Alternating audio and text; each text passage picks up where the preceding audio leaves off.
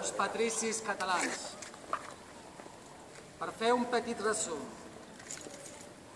la vida de Sant Jordi.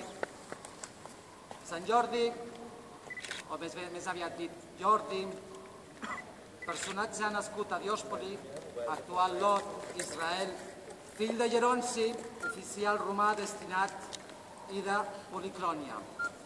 Jordi s'allistà a l'exèrcit romà seguint les passes del seu pare i als 30 anys el destinen a Nicomèdia com a tribú, formant part de la guàrdia personal de l'emperador Dioclecià.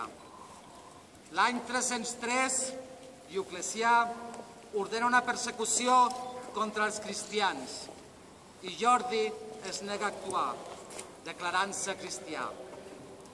Dioclecià ordenà llavors la tortura de Jordi i la seva mort. El seu martiri va durar 7 anys i Jordi haurà mort i ressuscitat per 3 cops, cremat, tallat en 2 i finalment enverinat. Catalunya manté amb Jordi una relació molt especial. Intervé en batalles amb el comte Borrell II, amb Jaume I i és invocat igualment pels almogàvers. Pere I d'Aragó, a la batalla d'Alcoràs, on es reconquesta Osca, li deu la seva victòria. Des de llavors és patró dels cavallers catalans i aragonesos. Faig també esment ara a la Constitució del 1456, on es declara Sant Jordi patró de Catalunya.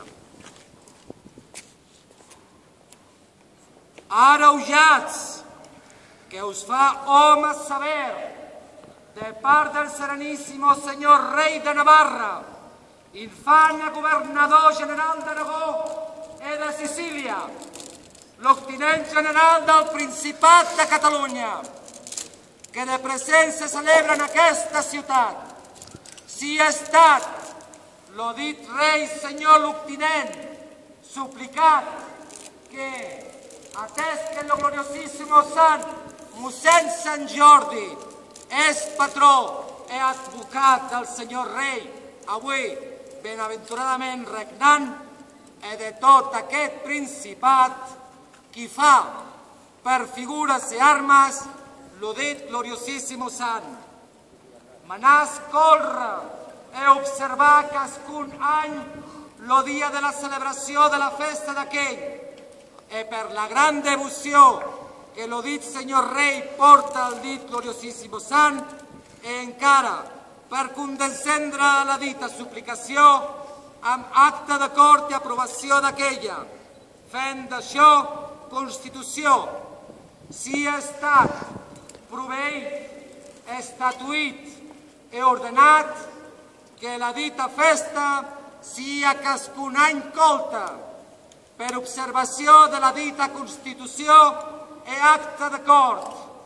Manà lo dit senyor rei l'Octinent que la dita festa de Sant Jordi que es deu celebrar a 23 del present mes d'abril et en après cascun any en semblat dia, sia per totes les sengles persones de qualsevol grau o estament, colta i observada de totes faenes temporals, així pròpiament com lo dia de diumenge, i guardi cascun de fer el contrari, per quan acarà la gràcia del dit senyor rei i incorre les penes que incorrent los contrafaents a les Constitucions de Catalunya, capítols i actes d'acord.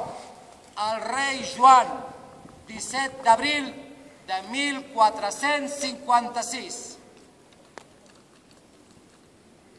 És per això que avui, 22 d'abril, vespre de Sant Jordi, celebrem el nostre sant, el nostre patró, Recuperem també una vella tradició que el 1714 va desaparèixer, com són les lluminàries, on tothom, per rebre en aquest Sant Jordi, encenia espelmes, atxes, torxes, als balcons, terrasses i finestres de tot el país.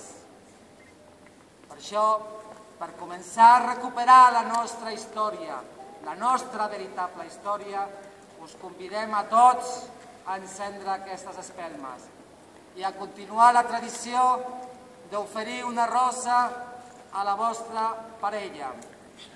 Per això jo us demano solament que crideu amb mi: Sant Jordi! Cridam, cridam! Sant Jordi! Cridam, cridam! Sant Jordi! Cridam, cridam! Sant Jordi, que amb les espelmes que encenim aquesta nit i en la foscor de la nit ens il·lumini cap a la llibertat de la nació. Visca Catalunya! Lliure!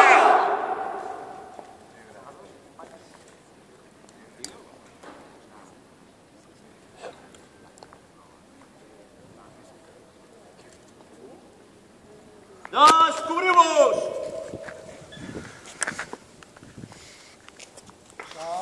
Catalunya triomfant tornarà a ser rica i plena endarrere aquesta gent tan ufana i tan soberba. Bon cop de fals, defensors de la terra. Bon cop de fals. Ara és hora, segadors. Ara és hora d'estar alerta per quan vingui un altre juny. Esmolem ben bé les eines. Bon cop de fals. Bon cop de fals, defensors de la terra.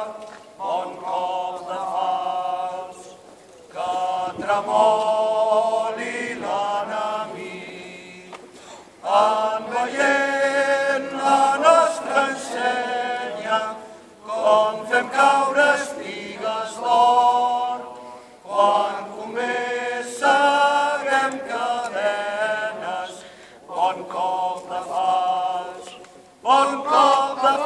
defensors de la terra. Bon cop de fals. Cobriu-vos!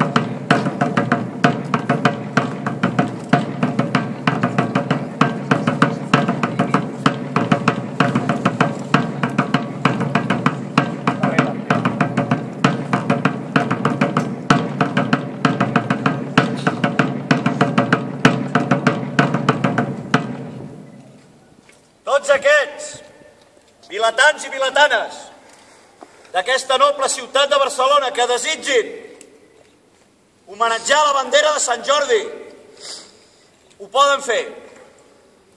Endavant.